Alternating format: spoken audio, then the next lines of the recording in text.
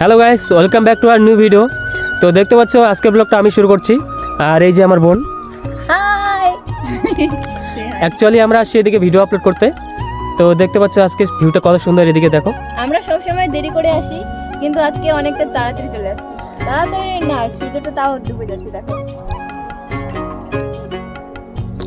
তো তোমাদের একটা সিনেমেটিক শুট দেখাচ্ছি এদিকে, কারণ আমার আরেকটা জিনিস, এই যে দেখো আমরা যেখানে বসে আছি, মানে গাছের একটা পাতাও নেই, দেখো কি সুন্দর লাগছে।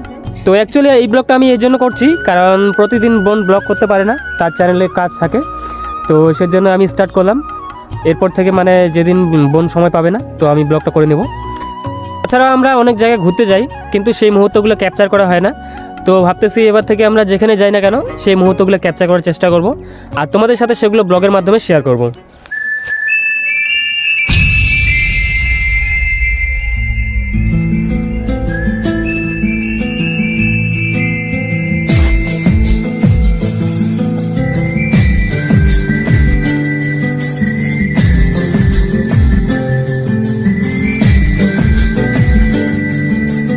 আরেকটা কথা হচ্ছে যে দেখতে দেখতে কিন্তু 2024 চলে যাচ্ছে, আর আমাদের কিন্তু কোনো কিছুই হলো না, মানে ইউটিউবে অতটা সাবস্ক্রাইব গ্রোথ হলো না। বোনের চ্যানেলে প্রায় 8,000 সাবস্ক্রাইবার। তো আমি ভাবতেছি যে একটা টার্গেট সেট না করলে হবে না, যে আমাদের একটা মাইলস্টোন থাকবে যে 2025-এ আর কি 100K সাবস্ক্রাইবার আমাদের যে করে হোক কমপ্লিট করতে হবে, নাকি বলবেন? হ্যাঁ, সেটাই তো। মানে 2024-এ আমরা অনেক সময় নষ্ট করেছি, কিন্তু এখন আর সময় নষ্ট করলে হবে না, কারণ মানে সময়টা কিভাবে পার হচ্ছে না কোনো মতে বোঝা যাচ্ছে না। আর আমারও প্রায় কলেজ স্কুল সব শেষ হয়ে গেল, তো এবার মনোযোগ সহকারে আমাদেরকে কাজ করতে হবে। আসলে বলতে গেলে ইউটিউব সম্পর্কে আমার সেরকম কিছু নলেজ নেই। সব কিছু হচ্ছে আমার দাদার উপর নির্ভর। আমি আমার দাদার কথা মতোই কিন্তু ইউটিউব স্টার্ট করেছিলাম, আর দেখতে দেখতে কিন্তু 6 মাস পেরিয়ে গেল। আর এই 6 মাসের মধ্যে আমি 8,000 সাবস্ক্রাইবার কমপ্লিট করে ফেলেছি। আর সেরকম কিন্তু পরিশ্রমও করিনি, তাও এতগুলো সাবস্ক্রাইবার কমপ্লিট করে ফেলেছি। তো এবার একটু বেশি করে গুরুত্ব দিতে হবে, একটু বেশি করে পরিশ্রম করলেই হয়তো আমরা ইউটিউবে খুব তাড়াতাড়ি গ্রো করতে পারবো। তো তোমরা আমাদেরকে একটু সাপোর্ট করবে, যাতে আমাদের পরিশ্রম মাটি হয়ে না যায়। আর আমি জানি ধৈর্য সহকারে যে কোনো কাজ করলে তার ফল কোনোদিনও নষ্ট হয়ে যায় না। তো আমাদের এদিকের কাজ কমপ্লিট।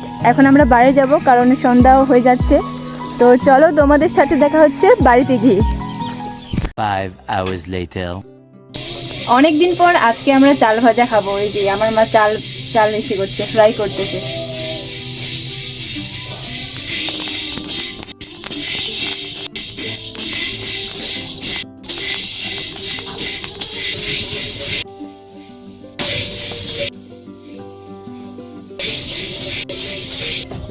দেখো ফ্রেন্ডস, আমার হেডফোনের অবস্থা কি হয়ে গেছে।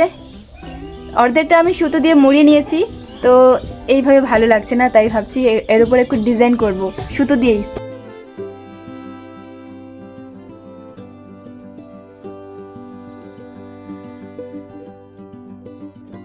এই যে দেখো, হেডফোনটা এবার আমার অনেকটা মজবুত হয়ে গেছে আগের থেকে। এখন এটা আর ছিঁড়বেও না, আর কোনো কিছু হবেও না।